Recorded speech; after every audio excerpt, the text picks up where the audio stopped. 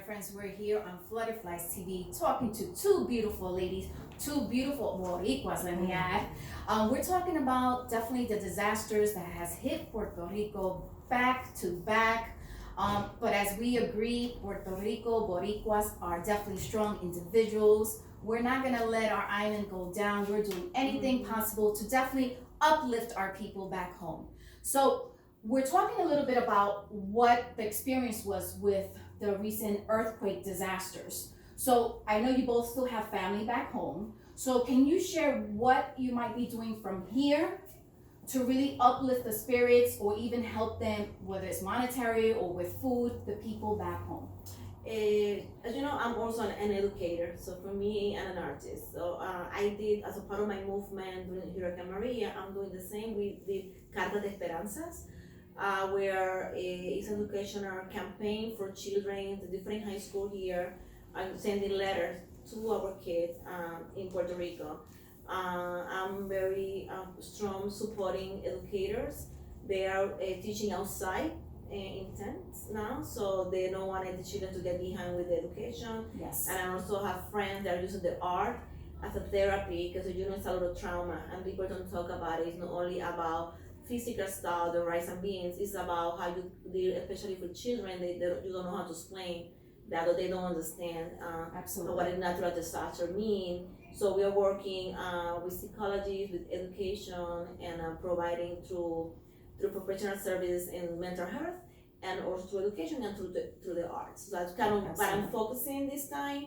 And I know you are focusing more. And so a lot of people that are sending me a product, so that I'm doing is this time. We don't need, the important of working together as a community is that we don't need to replicate effort where we can unite. So I'm sending everything to this group with Legendary Sammy Gonzalez. I'm directing this time everything to them and I'm asking what they need. And what they're needing is more like gift cards in this moment so they can buy because it's difficult to send. And I'm focusing on education and mental health and art. Absolutely. So a lot of people don't understand that the schools in Puerto Rico have been closed for quite some time. Mm-hmm. There are some that are started opening, but again, many parents fear, are these structures still safe? Mm-hmm. What's the quality of education? So I think you're doing wonderful with uplifting our students back home. Right. And definitely collaboration is key. Why duplicate what's already happening? It's really about collaborating and let's see how, because as a team, I always believe we could do a lot more, right? So definitely, I agree also with the gift cards. I think that's an amazing idea because now not only are you helping someone there, but you're also helping the economy stay alive in Puerto Rico. It's very important, and people have different needs, you know. So if not everyone need all these million of rice and beans, you know. Absolutely. Sometimes it's food, sometimes it's clothes, sometimes it's medicine. Absolutely, absolutely. So my daja.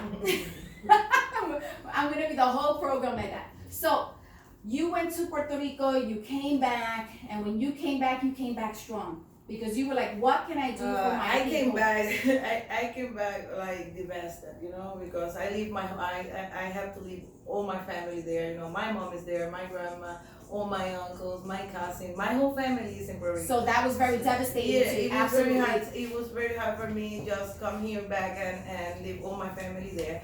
But as I think, okay, so now I'm here and I know I can do something for them. So with, like Margarita said, with his Lord Sammy Gonzalez and Jibarito's troops, we joined forces and we have an event in past February in Adelante. So we collect a lot of items. People was very willing to donate this item, and we already sent it for Puerto Rico. And we send it with people with another organization who bring these items for the people who was affected for the earthquake. So we didn't do nothing with the government or so we were like a part of that. But now what Adelante is doing is like we received a grant from OTDA for the Hurricane Maria, but now they give us the permission to help people that are displacement work for earthquake too. So people can go to the Atalanta's office in 3rd Avenue, Brentwood, and fill out an application for this help available. So we are going to bring gift cards for $500 for each member of their family. Amazing. So yeah, you are. I invite you to, if you just come from Puerto Rico, pass for our office in Brentwood, Adelante of Suffolk County, fill out the application, and we are going to be very happy to help you and help your family. So absolutely, Puerto Ricans are definitely very supportive of each other, definitely very united, and like we mentioned before, regardless of if we're related through a bloodline, we definitely consider each other a brother or sister. Yeah, if right? you see a flag in the car, That's it. It's on. Come on. Eres primo, prima. Yeah, that's it. So one of the things I tried to stay very in tune with Puerto Rico through the Facebook. There was a lot of Facebook Live when all the heavy earthquakes started happening, and you definitely see the support within the island. Them really expressing that their island will be there to stay. They're going to do whatever, and they're gonna go past this, right? So they're still experiencing some earthquakes, right? I have some friends back home. They say they're getting used to these earthquakes, which is like you mentioned before, definitely trauma when you're young, right? Oh yes. So then I can't even imagine. So now I'm thinking twice if I'm gonna go, when I'm going back home, because I do have to go back to my beautiful island. But one of the things that really hurt was, for those that are very involved with Puerto Rico, lived in Puerto Rico, the politics in Puerto Rico is a very tough topic. So recently, maybe a couple of months ago, when they discovered warehouse after warehouse with tons of food, water, medicine, how did you feel when that was put out? Because it was always a hearsay. There is something, and then finally someone discovered these warehouses, items that should have been going to our people, our Boricuas, and it was just there in warehouses. How did you feel when you got those news? That's frustrating. I think we can share. Like, I grew up in Puerto Rico too. I came here just as an adult, so we know that politics is very corrupt. So Yes. we grew up in a corrupt country. We know that. So it's surprise, but it's not surprise. It's not kind of evident for us that we know we are right. Right. It's sad because the number, they covered the number, is around 5,000 people died during Hurricane Maria as people at the hospital with no water. I remember Absolutely. doctor calling me, sending water. So it's tragic, it's a disgrace. But at the same time, I can tell you that being in Puerto Rico, twice during the year, I try to go at least twice. Okay. And Puerto Rico is changing, such a Yes. beautiful place. Agriculture, we have such a rich country. People were back, especially the new generation, Yes. this millennium.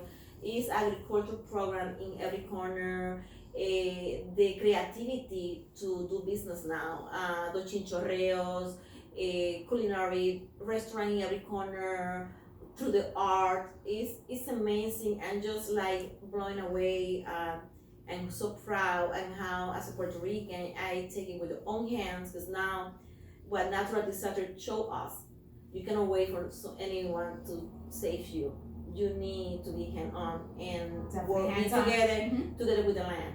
And Puerto Absolutely. Rico is a rich country, so but because the political reasons that we take 3 more programs to discuss, we cannot do business in any other country.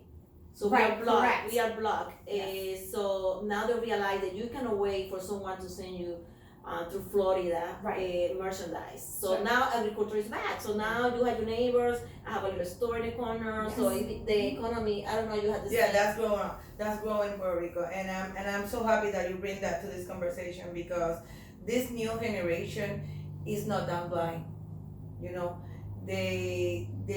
This generation are reading. This generation are people who like the justice, and this generation are telling the government, stay home. Puerto Rican people is working.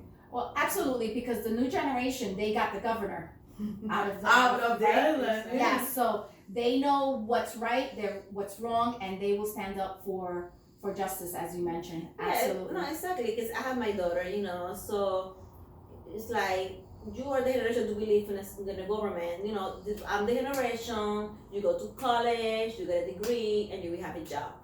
We know, they know that's not true. That's not true. It's not guaranteed for a job.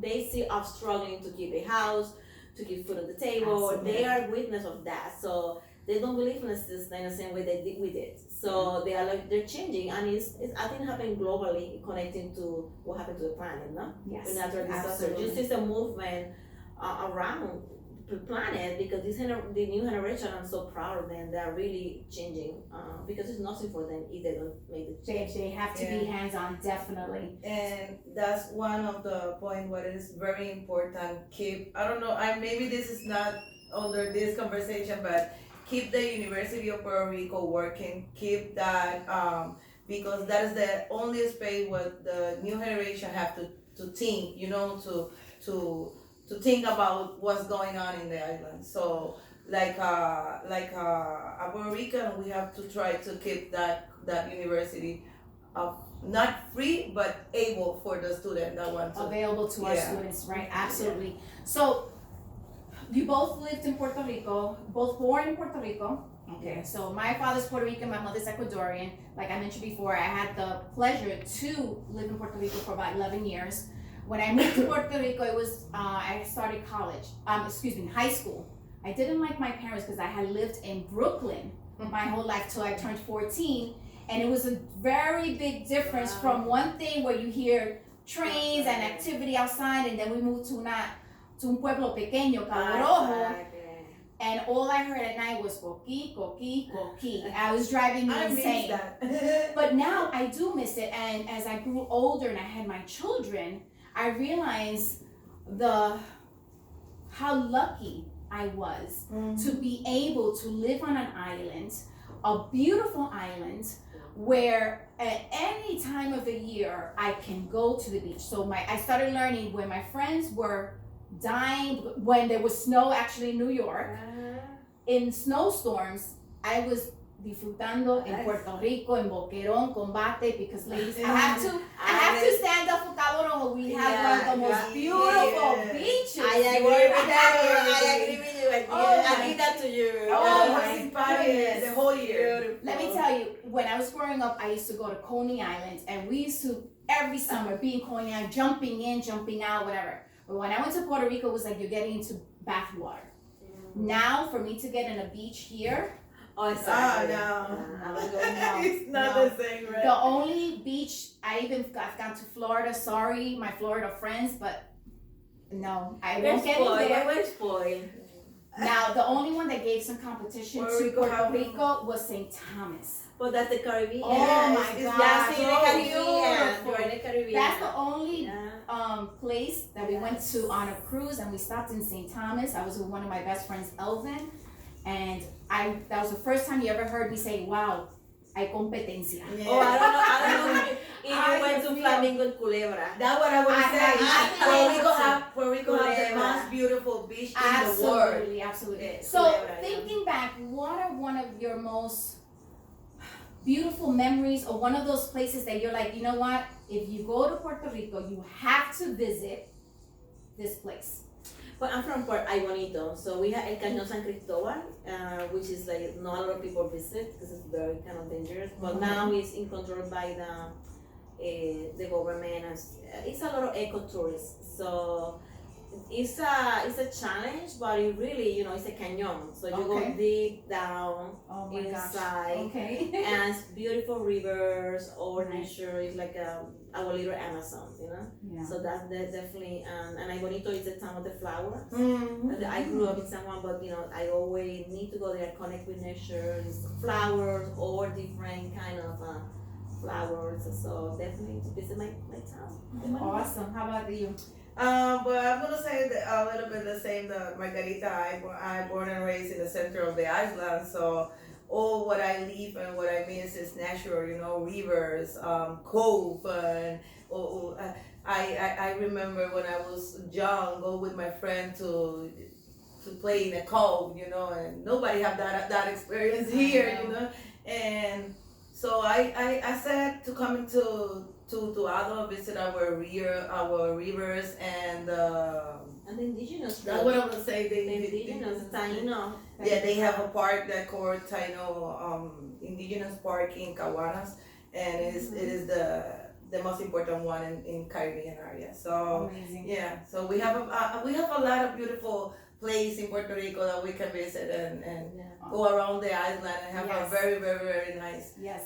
time in family and enjoy the beauty of Puerto Rico. Absolutely. And what is beautiful now for people that listen, seeing us, is that with the Chinchorreo now it's easy to do. Ecotourism is big, and business and tourism, because Puerto Rico is a tourist island. Yes, absolutely. Let's put it how it is. So you can go now and you can be part of these tours, but very like the community tours. And in the same way, you are really supporting the grassroots economy. And so I love that movement now. That in every town have a school bus, but very, Yeah, like with music, music and everything. And not you need to drive. You can go around the island, and this is a new movement about reclaiming our own economy.